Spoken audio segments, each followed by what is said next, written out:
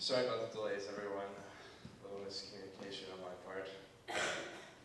So, I did my senior project, kind of revolving around the environment. And, how New Hampshire's environment has been deteriorating over the last few decades. And there it is. So, as a young child, I grew up 12 years of my life on a farm. And in that time, I just really had an appreciation for the nature because I was just outside a lot. And it really just taught me the importance of taking care of your land on your own because, like, if you didn't take care of it, you wouldn't have food to grow. We wouldn't have forests to play in. We wouldn't have, grass to cut and lawns to lay on. And, I've been hunting since I was very young, and it's been a big part of my life. And so, it's given me a lot of experience in the woods in and around this area of New Hampshire. And, I've been just like very environmentally conscious for most of my life, and it's kind of really driven to me to do what my senior project had become. So when it came down to, just picking a senior project, I thought because, it's like one of the hardest things to do is pick a senior project. And, I finally thought, like, why don't I just do something on the environment, So, for my project, I wanted to find out the economical impact of our environment on the New Hampshire's economy. So for my project, I volunteered with Fish and Game, and I also endeavored on getting my hunting license, which I have almost completed. I am set up for a field day course, which is the last part of the, test you have to do. You have to go out in the field, and you're put through all these trials and stuff, and if you pass, you get it, and then you take a test at the end. And so I have completed all the online requirements. It's like a 16 chapter test. There's tests at every end. It was a lot of work, but I persevered through it. And, I volunteered with Fish and Game. That was pretty cool. The man you see up above, that is, oh wait, I think I got him. Right there, yep, that was cool. That is Sergeant Adam Cheney, and he's with the Fish and Game, obviously. And we went out on patrols. I helped stock fish. We took pH readings in streams. We patrolled around like local hotspots for just like dangerous activity. We traveled all over the state. It was a lot of fun. I did that twice with him. It was pretty cool. And I had a lot of fun. This is up in District 12. We were looking just for, people just be doing what they're not supposed to be. You're not allowed to dirt bike and ride in there, but people still do. They're tearing up like privately on land, so we just have to go and check on that. And it's just amazing the amount of trash that people leave behind. There's about 4 cars, like 3 couches. It was just disgusting the way that people left the land. There was trash everywhere. It's really upsetting to see, And, so, I really just focused mostly on my research and volunteering with Fish and Game for this part of the project. So, my research. So, outdoor recreation in New Hampshire, it causes a lot of economical growth in our state, according to the Outdoor Industry Foundation. Recreation sector supports over 65,000 jobs in New Hampshire.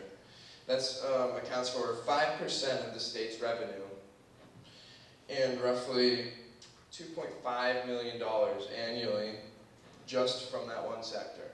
And that's a lot because we're not that big of a state, so we need every penny because the funding for programs like these, like Fish and Game, it's not there. We don't have much funding, so they can't really do the things they're supposed to do to protect our environment. So we really just need every penny. So with overdevelopment becoming a major problem in our state, it may stunt the economical growth of that sector because there will be diminishing recreational space for people to go boating or people to go walking in the woods, hunting. And so, as global warming also increases, that's more of a broad spectrum.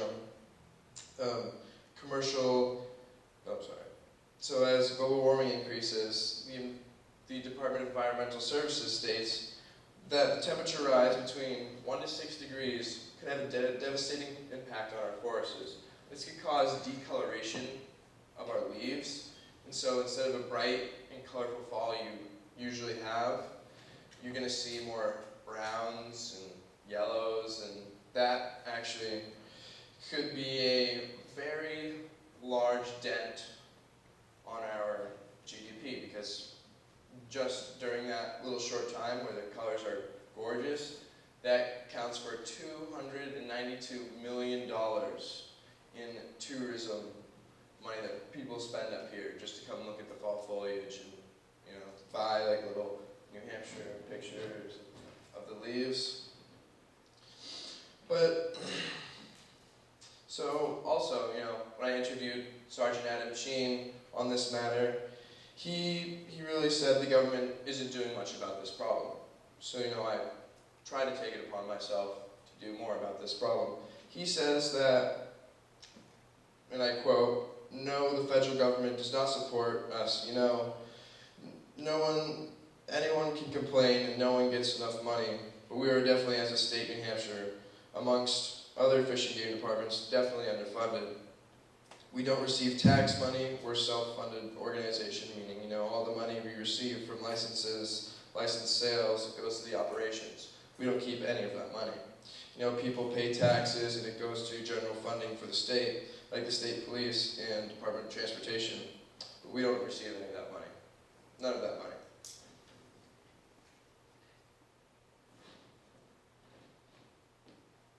So,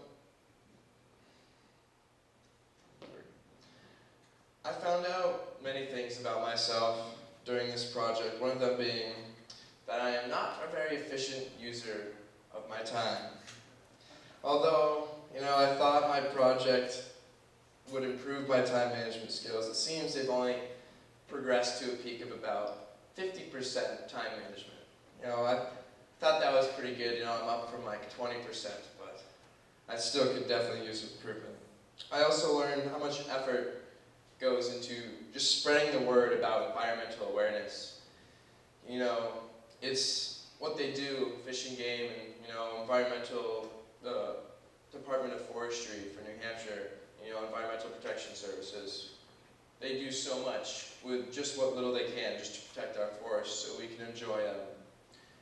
And this project was a lot of work, and although it was worth it at the end, I'm just hoping you guys, my massive audience, will, go home having, just a little bit more information on what you can do to help the environment and just like little things, So forest and land, it's really an important contributor to the quality of life enjoyed by all New Hampshire citizens.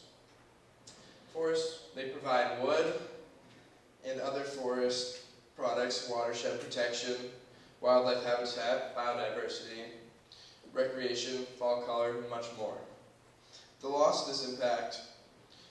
this will impact our state severely, not just the beauty impacts, but economically as well. With dramatic loss of forest land projected for New Hampshire in the next century, we will also be a loss of our GDP. This state can only be our home if we take care of it.